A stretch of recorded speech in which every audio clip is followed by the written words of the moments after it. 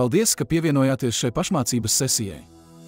Šīs nodarbības laikā varēsi padziļināt savas zināšanas un prasmes par tēmu līdzdalība darba tirgū, īsa video skatīšanās, praktisko uzdevumu izpilde.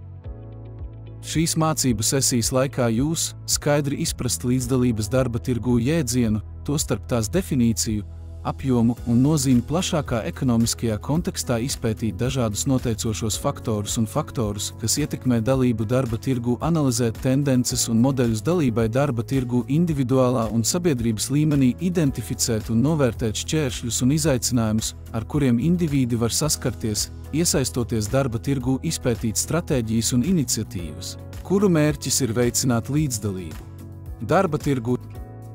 Sāksim! Līdzdalība darba tirgū attiecas uz darbspējīgā vecuma iedzīvotāju iesaistīšanos jebkāda veida darbā, ieskaitot nodarbinātību vai aktīvu darba meklēšanu. Tas ietver darbaspēkā iesaistīto personu procentuālo daļu un sniedz ekonomiskās aktivitātes mērauklu populācijā. Nodarbinātības līmenis ir nodarbināto procentuālā attiecība pret salīdzināmo kopējo iedzīvotāju skaitu. Visās dalībvalstīs sieviešu nodarbinātības un līdzdalības līmenis joprojām ir sistemātiski zemāks nekā vīriešu, pat ja tas pēdējās 10 gadēs pieaug. Sievietes joprojām ir nepietiekami pārstāvētas darba tirgū. 2021. gadā 67,7% sieviešu bija nodarbinātas, bet vīriešu nodarbinātība bija 78,5%. Šie dati liecina, ka joprojām pastāv dzimumu nodarbinātības atšķirības. Nodarbinātības atšķirības plaisa starp dzimumiem ir atšķirības starp vīriešu un sieviešu nodarbinātības līmeni. Vīriešu un sieviešu nodarbinātības atšķirības starp vīriešiem un sievietēm vecumā no 20 līdz 64 gadiem 2017. gadā bija 11,5. Dzimumu nodarbinātības atšķirība 2022. gadā bija 10,7%. Grieķijā tas bija 21,0%, Spānijā 10,9%, Latvijā 3,1%, Lietuvā 0,8%. Starp Eiropas Savienības valstīm pastāv dzimumu nodarbinātības atšķirības. Vīrieši ir nodarbināti pilnu slodzi vairāk nekā sievietes neatkarīgi no vecuma grupas. Starp 25 līdz 49 gadus veciem vīriešiem bija nodarbināti 84% vīriešu, salīdzinot ar 65% sieviešu. Nodarbinātības līmenis 2017.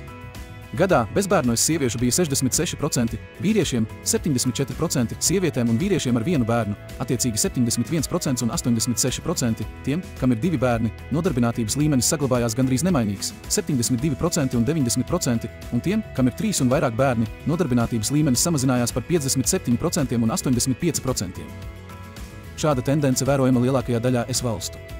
2021. gadā zemākā atšķirība, kas nepārsniedz 5%, tika ziņots Lietuvā, Somijā, Igaunijā un Latvijā. 5 dalībvalstīs, proti Čehijā, Maltā, Itālijā, Grieķijā un Rumānijā, starpība ir lielāka vai vienāda ar 15%. Tas ir saistīts ar zemāku sieviešu līdzdalību darba tirgū šajās valstīs. Kopumā iedzīvotāju vecumā no 20 līdz 64 gadiem nodarbinātības līmenis 2020. gadā svārstījās no 62,6% Grieķijā līdz 81,7% Nīderlandē. Starp dalībvalstīm, kurās ir mazākā atšķirība starp dzimumu nodarbinātību, kas ir zemāka par 5%, nodarbinātības līmenis bija virs vidējā līmeņa 73,1%. Valstīs, kurās ir lielākās dzimumu nodarbinātības atšķirības, kas pārsniedz vai vienādas ar 15%, nodarbinātības līmenis bija zem vidējā līmeņa. Grieķijā 62,6%, Itālijā 62,7% un Rumānijā 67,1%, savukārt Maltā 79,1% un Čehijā 80,0%. Aplūkojot sieviešu un vīriešu vidējo darba stundu skaitu, dzimumu atšķirības nodarbinātībā ir daudz lielākas nekā vispārējā tendence, ko parāda nodarbinātības līmenis. Gandrīz 1/3 daļa nodarbināto sieviešu visā Eiropā strādā nepilnu darba laiku.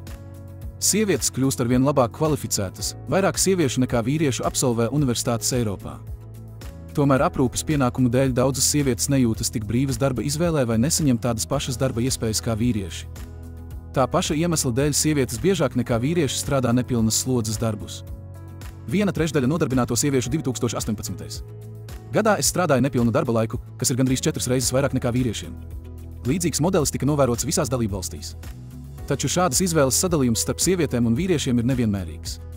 Rādītāji dažādās valstīs atšķiras, uzrādot lielāko nepilnu darba laiku strādājošo sieviešu īpatsvaru Nīderlandē 76%, Austrijā 47% un Vācijā 46%.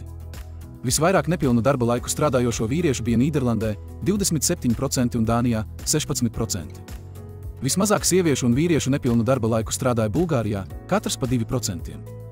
Pat ja vairāk sieviešu piedalās darba tirgū, privāto un aprūpes pienākumu sloks, neapmaksātais darbs joprojām lielā mērā gulstas uz viņu mugurām.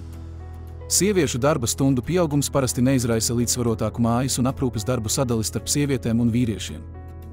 Rezultātā, apvienojot neapmaksātam darbam veltīto laiku, ikdienas, mājas pienākumi, tostarp aprūpe, kopumā sievietes strādā vairāk. 2019. gadā sieviešu bezdarba līmenis bija 7,1%, kas ir augstāks nekā vīriešu bezdarba līmenis, kas bija 6,4%. Dalībvalstīs sieviešu bezdarba līmenis svārstījās no 16,0% Spānijā līdz 2,4% Čehijā. Ekonomiskie zaudējumi dzimumu nodarbinātības atšķirību dēļ sasniedz 370 miljardus eiro gadā. Rīcība ir gan sociāla, gan ekonomiska nepieciešamība. Dzimumu līdztiesības uzlabošana līdz 2050. Gadam varētu izraisīt iekšzemes koprodukta pieaugumu līdz pat 3,15 triljoniem eiro. Darbs ir labākais veids, kā nodrošināt sievietes ekonomiski. Tāpēc ir jāpalielina sieviešu līdzdalība darba tirgū. Tas ir viss šai video nodarbībai. Paldies par dalību! Lūdzu, turpiniet mācīties un izpildiet vingrinājumus, kas sniegti e-apmācības platformā pēc šī video. Pēc sekmīgas apmācības kursa pabeigšanas jums tiks izsniegts certifikāts.